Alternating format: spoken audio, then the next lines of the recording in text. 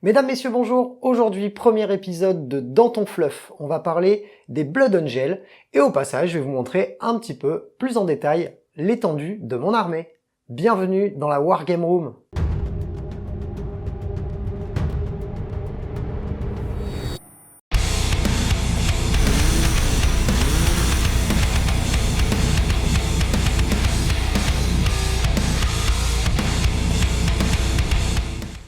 Tout d'abord, on se remet un petit peu dans le contexte. On est au 41e millénaire, la télé-réalité n'existe plus, Cyril Hanouna est mort, et Dali Bourdin Investigation a arrêté YouTube. Jusqu'ici, tout va bien. Mais en fait, non. En fait, c'est la guerre de partout, dans toute la galaxie, et tout le monde se met allègrement sur la tronche pour un oui ou pour un non. Le chapitre à l'armure rouge des Space Marines vient de la planète Bal, anciennement magnifique planète avec une race super évoluée qui avait toutes les technologies, mais qui a fini par devenir une planète totalement irradiée et complètement hostile. Il faut savoir que l'empereur de l'humanité a envoyé donc tous ses fils les primarques aux quatre coins de l'univers pour conquérir des mondes. Et Sanguinus, donc le primarque des Blood Angels, lui a été envoyé donc sur Bal. Comme de par hasard, quand il arrive sur Bal, il est immunisé aux radiations, etc.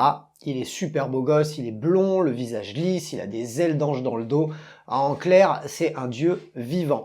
Et pour devenir un Blood Angel, pour faire partie de ce chapitre, eh bien les concurrents, on va dire, vont être envoyés sur les traces de leur primarque. Donc ils vont devoir parcourir la planète et se rendre sur le lieu du défi, le premier endroit où on a vu Sanguinus. Après avoir survécu à ce périple, on va les faire participer à des combats rituels. Et si, encore après ça, ils survivent, eh ben on va les envoyer à l'Arx Angelicum. Et à l'Arx Angelicum, qu'est-ce qu'on fait? Eh ben on va s'éclairer pendant 3 jours et 3 nuits d'affilée, sans s'être reposé, à la bougie, dans une chapelle. Et m'expliquez pas pourquoi, c'est comme ça que ça marche. Et après ça, une fois qu'on a survécu à ça, parce qu'il y en a qui apparemment, même dans ce processus-là, disparaissent dans les limbes. Une fois qu'ils ont survécu à ça, ils vont participer à un rituel qui s'appelle l'insanguination. L'insanguination, c'est tout bonnement un gros apéro où les prêtres sanguiniens vont faire boire leur sang aux novices. On est sur un gros mix entre Marilyn Manson et Lestat le vampire. Donc le fait de boire ce sang va les mettre un petit peu dans une sorte de transe, ils vont à moitié s'endormir et en fait en gros revivre ce qu'a vécu leur primarque. Il faut savoir, ce primarque est mort pendant l'hérésie d'Horus, tué par Horus lui-même. Donc ils vont revivre un petit peu les derniers moments de Sanguinus qui va un peu les plonger dans une grosse folie, ils vont un peu grosso modo s'endormir et on va les mettre pendant 1 an dans un cercueil en or. Pendant ce temps-là, on va pouvoir les transformer en Space Marines, leur mettre un deuxième cœur, leur changer leurs organes, leurs muscles, leur enlever leur bleu, tout ça. Et une fois qu'ils sortent de là, ça y est, c'est des Blood Angels. Donc en gros, on est sur un pourcentage à mon avis de 1%. 100 personnes rentrent dans le bordel, et il y en a 99 qui crèvent avant même de pouvoir devenir Space Marines. Il faut savoir que les Blood Angels sont dans la culture de la perfection, pour pallier au fait qu'ils sont complètement tarés dans leur tête. Ils vont lutter contre cette rage intérieure grâce justement à cette doctrine, le fait de vouloir faire parfaitement les choses, entretenir leurs armures, décorer leurs véhicules, se lancer dans la poésie, dans l'art, dans la musique, voilà. C'est des gros perfectionnistes et ils en ont besoin pour combattre leur démon intérieur. Cette rage intérieure est un petit peu comme une malédiction, ils ont appelé ça l'anomalie. Et parfois ils vont complètement s'abandonner à leur côté obscur, si je puis dire. Le premier stade de cette folie va être la soif rouge. La soif rouge, qu'est-ce que c'est? C'est tout simplement une perte de contrôle, une haine, une rage grandissante, bouillonnante à l'intérieur d'eux, qui fait qu'en combat, ils vont être complètement tarés, ils vont taper sur tout ce qui bouge, ils vont être plus forts, ils vont être plus résistants, mais ils vont quand même pouvoir, à la fin de ça, se calmer. En gros, ils sont complètement bipolaires, quoi. Mais le stade supérieur de cette anomalie, qui est la rage noire, est un stade un petit peu ultime. En général, quand on s'abandonne à la rage noire, on n'en revient pas. C'est-à-dire que là, on est au sommet de la haine, on est un berserker qui ne pourra jamais se retransformer en humain. On va plus savoir qui on est, où on est, même en quelle année on est. On va simplement se prendre à moitié pour Sanguinus parce qu'on revit en permanence son dernier combat. Et ça va nous rendre encore plus résistants, encore plus énervés. On va même pouvoir se battre, même si on a des bras en moins.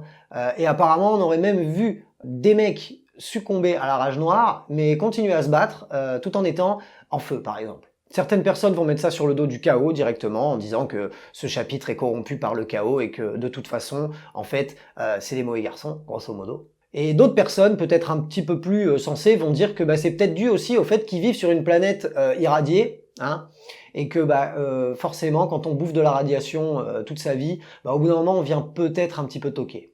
On va rentrer un peu plus dans le détail en parlant des personnages clés et des unités qui caractérisent cette armée, ce chapitre. Tout d'abord, les prêtres sanguiniens. Les prêtres sanguiniens, bah, ils sont super importants parce qu'en fait, sans eux, on ne pourrait pas faire de nouveau Blood Angel. Pourquoi ? Tout simplement parce que bah, quand Sanguinius, le primarque, est mort, les prêtres sanguiniens ont récolté ces dernières gouttes de sang pour se les injecter et derrière pouvoir bah, faire boire leur sang aux novices pour que, à leur tour, ils puissent vivre tout ce que Sanguinius a vécu et ainsi achever leur transformation en Space Marine Blood Angel. Chez les vampires, c'est un petit peu les rois de l'apéro. On a aussi le Sanguinor. Le Sanguinor, on ne sait pas vraiment si c'est un mythe ou un vrai personnage, on ne sait pas qui il est, on ne sait même pas si ce n'est pas tout simplement une entité. C'est un personnage très particulier, un petit peu comme un ange venu du ciel. Pour la garde sanguinienne, bah, ils vont simplement penser que c'est l'esprit d'Askelion. Pour les inquisiteurs, ils vont se dire que c'est une grosse anomalie et que ça va un petit peu expliquer le pourquoi du comment le chapitre Blood Angel est complètement corrompu par le chaos. Ensuite, on a la compagnie de la mort. Ce que je préfère dans ce codex, bah, c'est les Space Marine Blood Angel qui sont passés en mode rage noire. Ils sont ultra énervés, on peut plus les raisonner,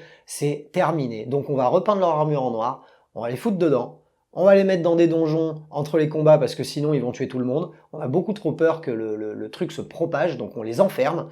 En gros, c'est un Alzheimer et au lieu de les envoyer en EHPAD ou en hôpital psychiatrique, on les met dans un donjon. C'est toujours plus classe un donjon.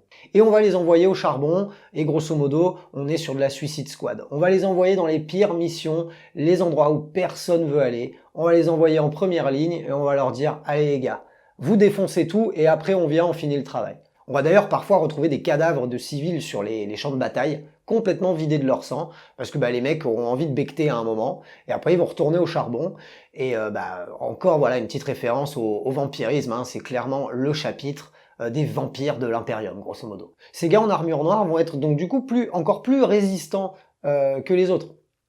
Comme je l'ai dit déjà précédemment, ils vont se battre avec des membres arrachés, ils vont se battre même s'ils sont en feu, ils vont se battre jusqu'à leur dernier souffle, et encore même des fois on se demande pas si c'est pas des morts vivants. C'est vraiment des gros acharnés, et du coup bah, c'est les chapelains qui vont les guider vers le combat, parce que sinon ils ne pourraient pas prendre de décision par eux-mêmes. Et c'est bien caractérisé dans le jeu, étant donné que c'est une unité donc qui a une petite résilience en plus, et qui en plus de ça ne peut pas vraiment accomplir d'action, ne peut pas vraiment se désengager d'un corps à corps. Ça va être quand même assez bien mis en place dans le jeu. Même si ça n'en fait pas l'unité la plus pétée du codex, on a quand même cette relation entre le fluff et le jeu que je trouve vraiment très sympa. Et pour la petite histoire, on a un personnage ultra charismatique de cette armée qui est Astorath, le rédempteur des égarés. En fait, c'est le mec qu'on envoie pour canner les mecs qui sont vraiment trop incontrôlables et avec qui on peut vraiment plus rien faire. En fait, il vient, il prend sa hache, il en met 2 coups dans la tronche du mec, et comme ça, c'est réglé, il est achevé, et on passe au suivant. Et d'ailleurs, le seul à avoir réchappé à ça, c'est encore un autre personnage très charismatique de l'armée, c'est Lemart, parce que quand il est passé en rage noire, bah, Astorath est venu pour le flinguer, et il lui a demandé, enfin Lemart a demandé à Astorath de l'épargner. Et en fait, le rédempteur des égarés s'est rendu compte qu'il avait quelqu'un en face de lui qui était totalement cohérent. Et donc c'est le premier exemple de Marines Blood Angel qui est en gros revenu de la rage noire. Il a été surveillé, mis en examen pendant X temps, et on le garde quand même entre les combats en stase, parce que bon, faut pas déconner, si jamais le mec se pète un plomb en plein milieu d'un banquet et qu'il commence à déglinguer tout le monde, ça la foutrait un peu mal.